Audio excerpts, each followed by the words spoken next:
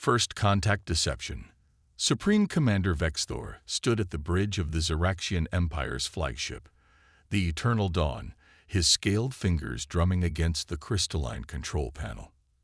After centuries of expanding their dominion across 3 spiral arms of the galaxy, the Xeraxians had developed a standard procedure for incorporating new species into their empire.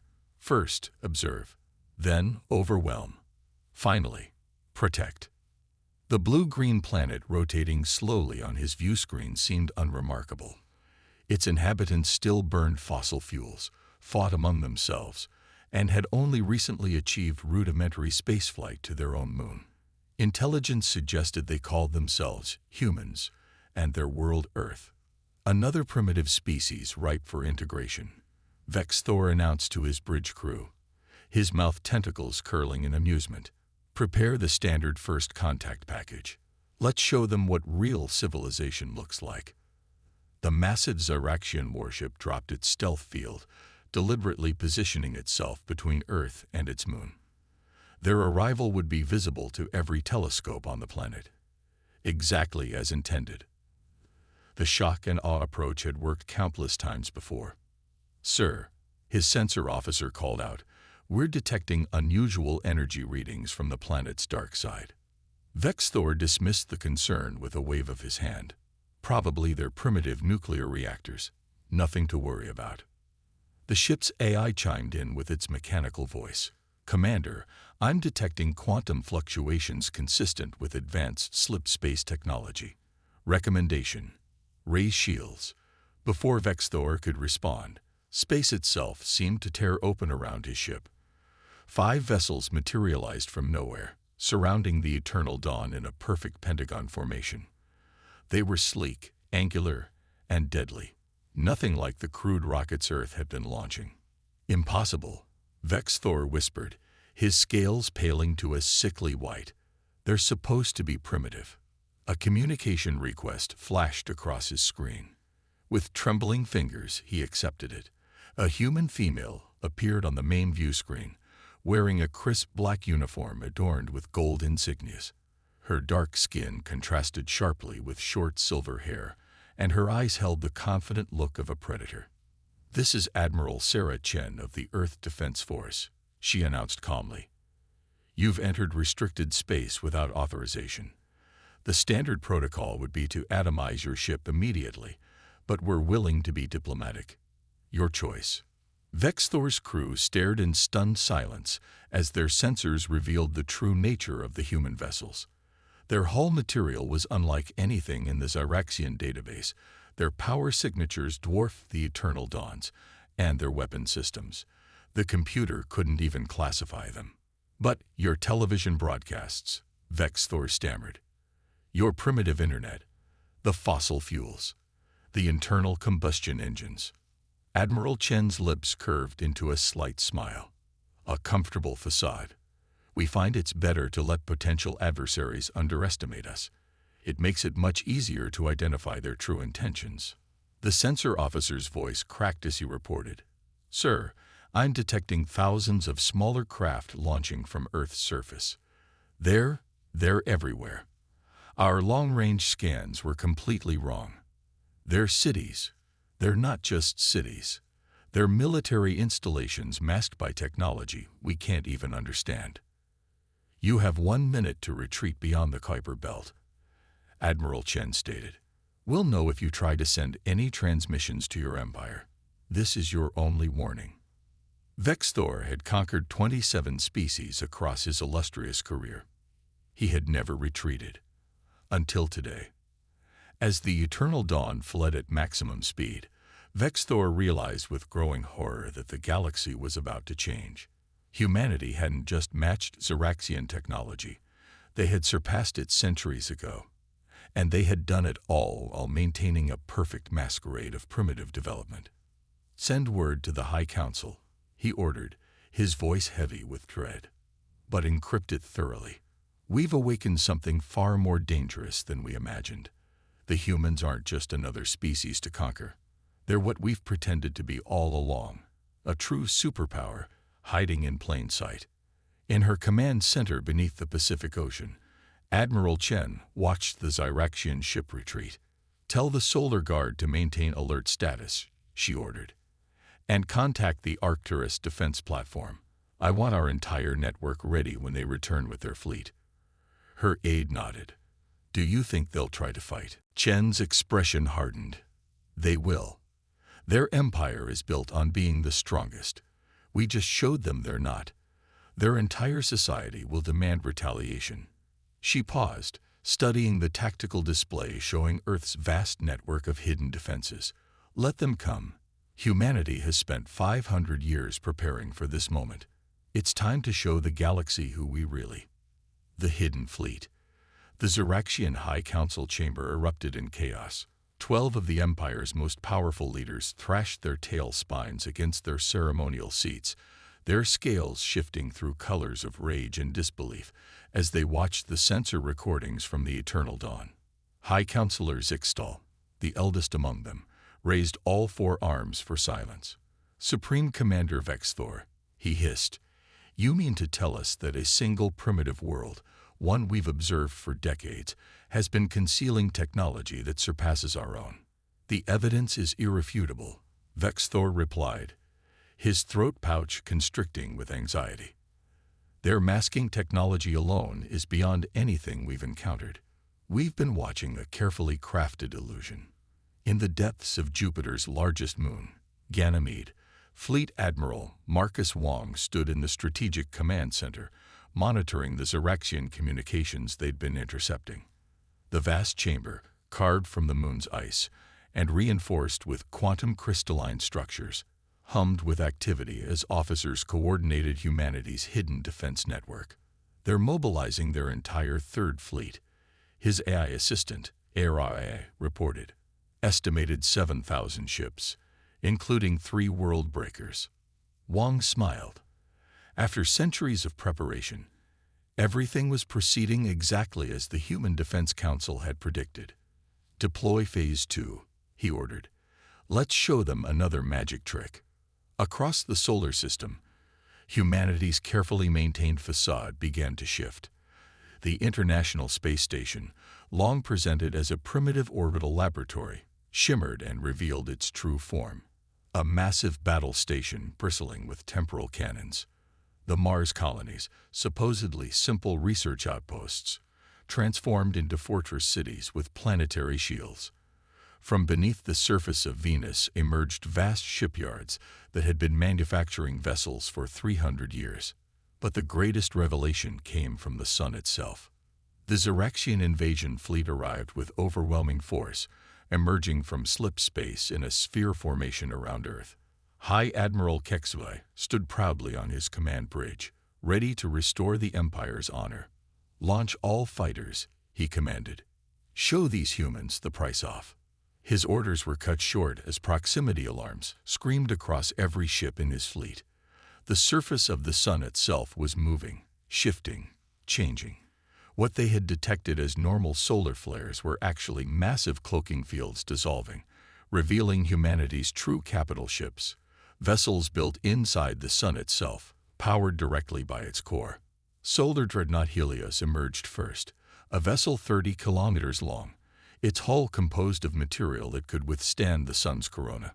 Following it came an armada of ships that had been hiding in plain sight, using the sun's radiation as both camouflage and power source.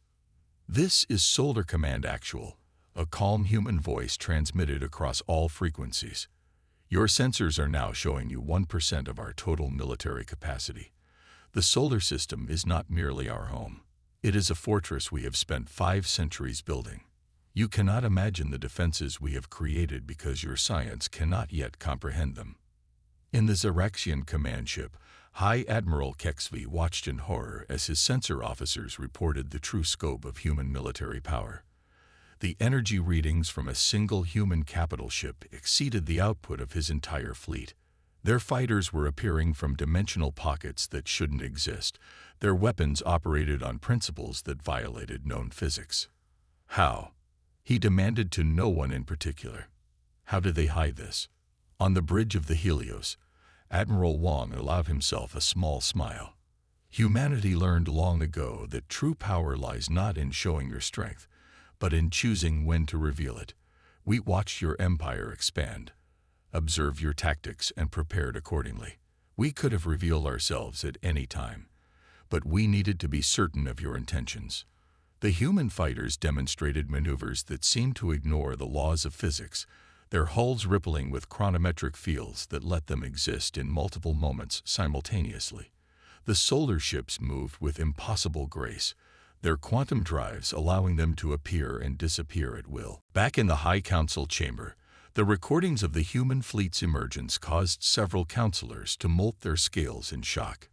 Zixtal, his color now a pale blue of defeat, turned to his advisors. Calculate our chances of victory.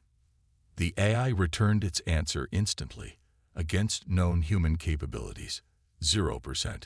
Against potential hidden capabilities, calculation impossible. Wum's voice echoed through space again. You have two choices.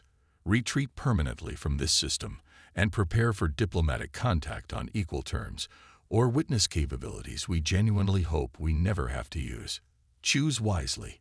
Humanity prefers peace, but we have prepared for every alternative. As the Ziraxian fleet began its humiliating withdrawal, Wum turned to his bridge crew. Send word to the diplomatic corps. Tell them it's time for Phase 3. The galaxy is about to learn that humanity hasn't just been hiding.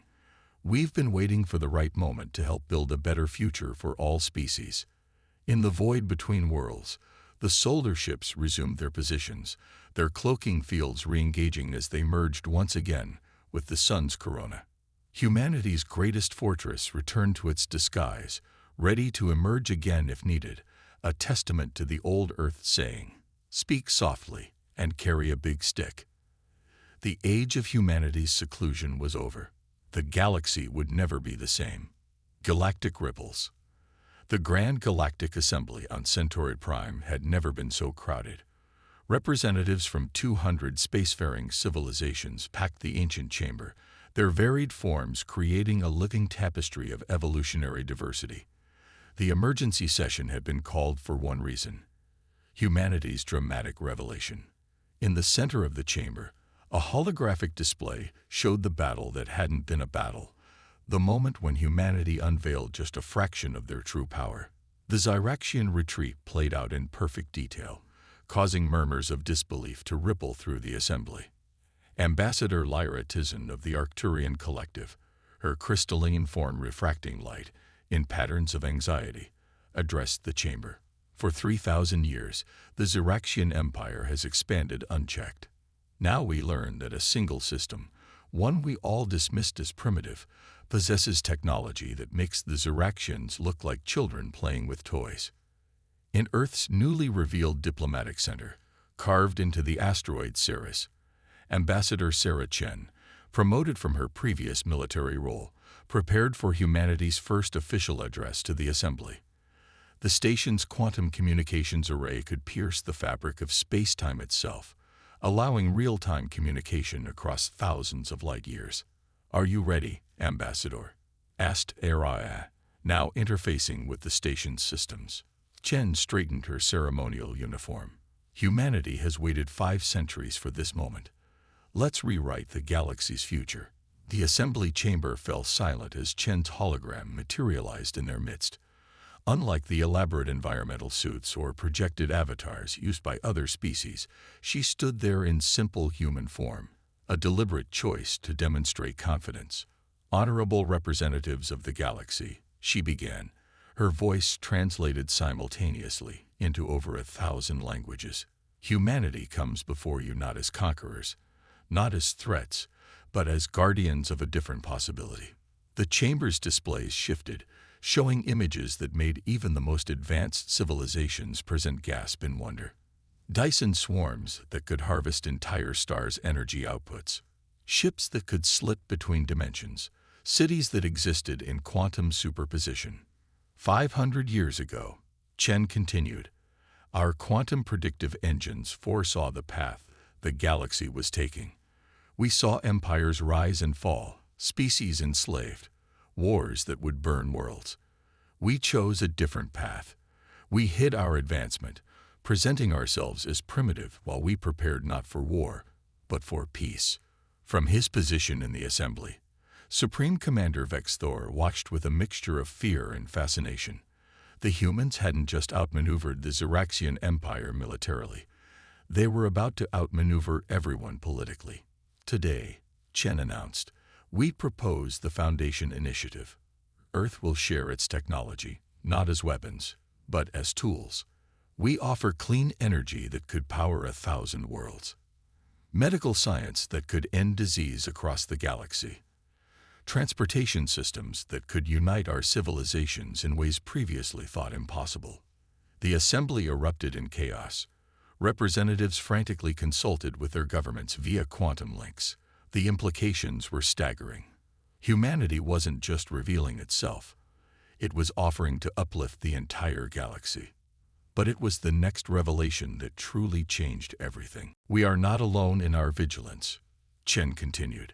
The Andromedans, whom you know as the mysterious traders from the neighboring galaxy, have been our partners for 3 centuries. The quantum collective of the Triangulum Galaxy has worked with us for 2. Together, we have created a network of advanced civilizations dedicated to fostering peace and prosperity across not just one galaxy, but 3. On cue, representatives from both civilizations decloaked within the chamber. Their presence had been hidden even from the assembly's sophisticated sensors, demonstrating technology as advanced as humanity's. The age of empire is ending, Chen declared.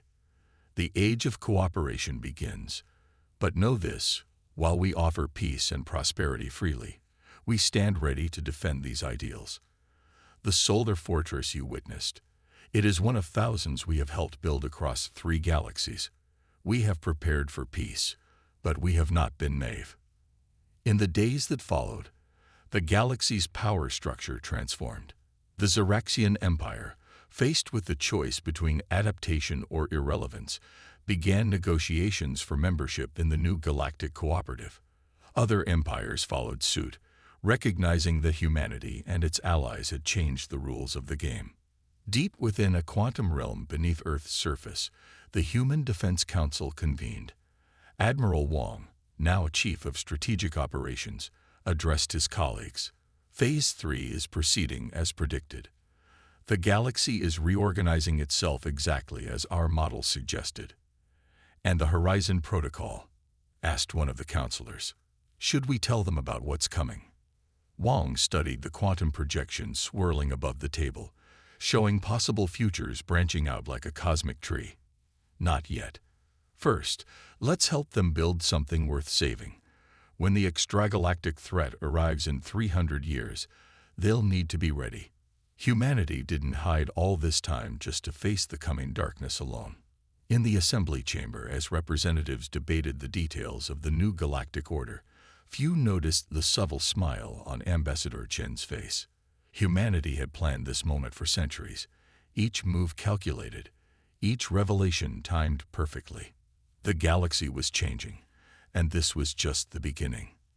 The real challenges and the real revelations still lay ahead. The coming storm. 6 months after humanity's revelation to the galaxy, the Quantum Archive beneath Europa's ice opened its doors to selected representatives from across 3 galaxies. The facility, hidden for centuries, made the most advanced alien research centers look primitive in comparison. Dr. Elena Santos, Earth's chief quantum archivist, led the delegation through halls where reality itself seemed fluid. The walls shifted between states of matter, and time moved differently in each chamber. But it was the central prediction chamber that left the visitors speechless. 312 years ago, Santos explained, her voice echoing in the vast spherical room. Our quantum computers detected something that changed everything. Ambassador Tizen, would you please share what your long-range sensors recently discovered at the edge of the Andromeda galaxy? The crystalline Arcturian's light patterns shifted to deep purple, their color of dread. The void between galaxies, it's moving, as if space itself is being consumed. Santos nodded grimly. We call them the Void Hunters. They don't exist in our dimension entirely. They consume not just matter and energy, but the fabric of space-time itself. And they're coming. The chamber's quantum projectors activated, showing a visualization that made several delegates physically recoil. Between the galaxies, darkness moved with purpose. Not the darkness of empty space, but something deeper, holes in reality itself. In high orbit above Mars, Fleet Admiral Wong met with the Combined Military Council of the new Galactic Cooperative. The massive station, recently decloaked, served as humanity's primary strategic command center for the entire local group of galaxies. The Ziraxian Empire wasn't our enemy, Wong explained to the assembled leaders. Your various conflicts, your political struggles, they were never the real threat. Everything humanity has done for the past 5 centuries has been preparation for what's coming. He gestured, and the station's quantum field projected the complete defense network humanity had built. Hidden fortress worlds, dimensional anchors stabilizing space-time itself, and weapons that could rewrite the laws of physics in localized areas. But it's not enough, Wong continued. Even with all this, our models show only a 12% chance of survival when they arrive. That's why we revealed ourselves now. We need every civilization, every mind, every resource focused on preparation. Back in the quantum archive, Santos was showing the delegates something even more shocking. This is a temporal echo from an alternate timeline, she explained, activating a secured quantum buffer, one where humanity didn't prepare. The projection showed their galaxies being consumed, reality itself unraveling as the Void Hunters fed. Billions of years of evolution and civilization erased in months. The delegates watched in horror as stars went dark not through destruction, but through cessation, spaces where existence itself simply stopped. How? Demanded the Ziraxian science minister, his scales nearly white with fear. How did you know to prepare so far in advance? Santos' expression turned grim. Because we're not the first cycle of civilizations to face them. Beneath the surface of Mars, we found the remains of a quantum archive, much like this one. It contained a warning, left by the civilizations that came before. They failed to unite in time. They fought among themselves until it was too late. In orbit around Jupiter, humanity's true masterpiece was finally revealed to the gathered leaders. The massive structure had been hidden within the planet's great red spot, a quantum forge capable of rewriting the fundamental forces of the universe. Project Prometheus, explained Dr. James Chen, head of quantum engineering. The ability to alter how reality itself functions, but it requires more energy than our entire civilization can produce. That's why we need everyone. Every species, every world, working together. The Arcturian ambassador's crystalline form resonated with understanding. That's why you hid for so long. Why you let us think you were primitive. You were building all of this. Wong nodded. We could have revealed ourselves centuries ago. Conquered. Dominated. But that would have just led to more division. We needed the galaxy to unite naturally, to come together against a common threat. Sometimes the longest path is the only path that works. In the Quantum Forge's control center, scientists from 1,000 worlds now work together, their combined knowledge finally approaching what would be needed. The forge itself was a marvel, a machine that could reach across dimensions, that could potentially rewrite the rules the Void Hunters operated on. But time was running out. New readings from the Triangulum Galaxy, Araya announced across all command networks. The Void. It's accelerating. We may have less time than we thought. In her office in the Ceres Diplomatic Center, Ambassador Chen received the news with practiced calm. Humanity had planned for this too. Opening a quantum channel to every major world across 3 galaxies, she activated Protocol Omega. To all civilizations of the local group, she began, the time for preparation is over. The time for action has come. Everything we have built, every secret we have kept, every technology we have developed, it was all for this moment. The Void Hunters are coming, and we will face them together. The response was immediate. Across 3 galaxies, hidden human facilities activated. Defense networks emerged from dimensional shadows, and for the first time in history, every spacefaring civilization answered with one voice. Ready. The real war was about to begin. Rewriting reality. The Void Hunters arrived ahead of schedule. They didn't emerge dramatically from hyperspace or tear through dimensions. Reality simply ceased to exist at the edges of the Andromeda Galaxy, replaced by nothing.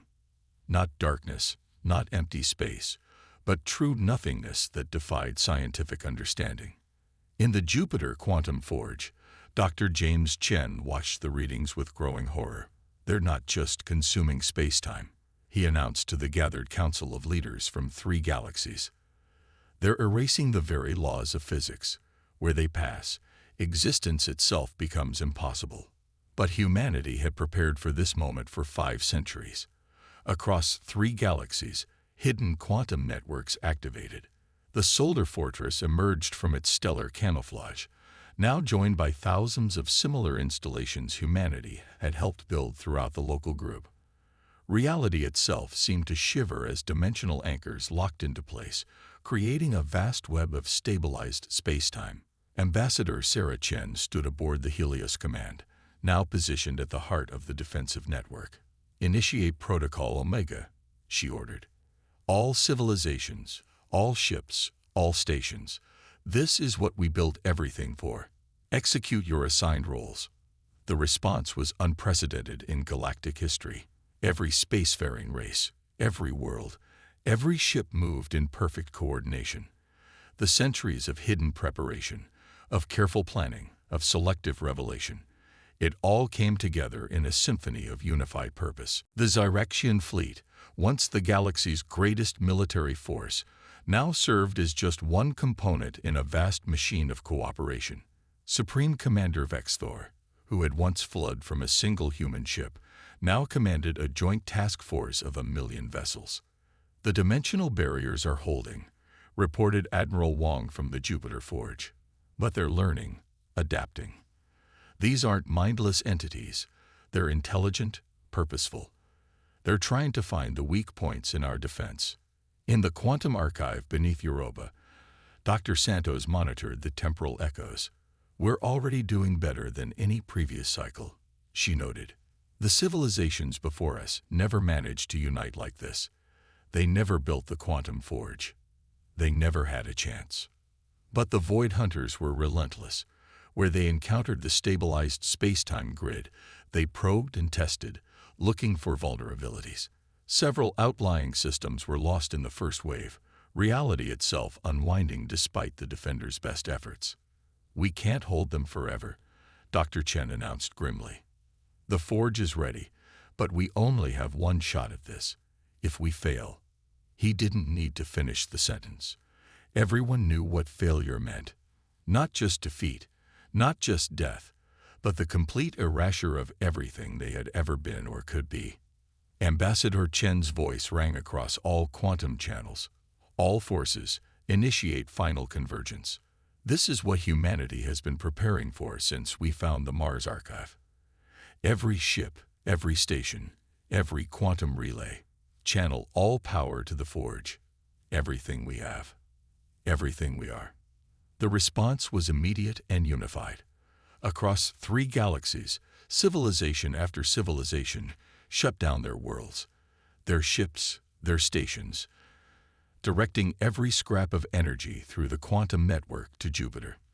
The forge began to pulse with impossible power, drawing strength from 100 trillion souls working as one. In the void between galaxies, the hunters sensed the building power. They began to converge on the solar system, abandoning their methodical consumption for a direct assault. Reality screamed as they tore through space-time, breaching defensive line after defensive line. "They know what we're trying to do," Wong realized. "They've seen this before. Other cycles must have tried something similar." "But they never had this," Dr. Chen replied, initiating the forge's final sequence. "They never had humanity's greatest discovery, the ability to change not just local physics, but the fundamental constants of the universe itself." As the Void Hunters approached Jupiter, reality itself began to change. The quantum forge, powered by the combined energy of 3 galaxies worth of civilization, reached across dimensions. It didn't try to fight the Hunters. It didn't attempt to destroy them. Instead, it did something far more profound. It rewrote the rules. The universe operates on fundamental constants, Dr. Santos explained as the forge's power reached its peak. The speed of light, the strength of gravity, the behavior of quantum fields. Change those constants, even slightly. The effect rippled outward from Jupiter like a wave of creation itself. Where it passed, reality shifted. The laws of physics that had allowed the Void Hunters to exist, to feed, to consume, they changed. Not dramatically, not catastrophically, but just enough. The Hunters didn't die. They didn't explode or fade away. They simply couldn't be. In the new configuration of reality, their existence was impossible, like trying to have a shadow without light or division by zero. They were a contradiction that reality itself rejected. In the aftermath, as the quantum forge powered down and civilizations across 3 galaxies began to restore their systems, Ambassador Chen stood before the Galactic Assembly one final time. "We did what we had to do," she explained to the gathered representatives. "Humanity hid our true nature, built in secret, manipulated galactic politics, not out of malice or desire for power, but because our quantum models showed it was the only path to victory, the only way to unite 3 galaxies in time, the only way to save existence itself." Admiral Wong, watching from Jupiter, added quietly to his staff, "And now the real work begins. We changed the fundamental constants of the universe. Reality itself is slightly different now. We'll need to help everyone adapt to the new physics, the new possibilities." Dr. Santos, in her quantum archive, was already recording the events for future cycles of civilization. "We succeeded where those before us failed," she wrote in her quantum journal. "Not because we were stronger or smarter, but because we understood something they didn't. The greatest power isn't in technology or weapons, or even in the ability to rewrite physics. It's in the ability to unite, to cooperate, to become something greater than ourselves." As ships from across 3 galaxies began their journeys home, as civilizations began to explore the slightly altered laws of their new reality, as humanity finally stepped fully into the light of its true capabilities, one thing became clear: this wasn't an ending. It was a beginning. In the vast chamber of the Jupiter Forge, now powered down but still humming with potential, Ambassador Chen looked out at the assembled leaders of humanity's various projects. "Well," she said with a slight smile, "shall we tell them about the other threats our quantum models have predicted? Or should we let them catch their breath first?" The future stretched out before them, full of new challenges, new possibilities, and new opportunities for humanity to guide the galaxy toward a better tomorrow. They had rewritten the laws of physics to save existence itself. Whatever came next, they would face it together.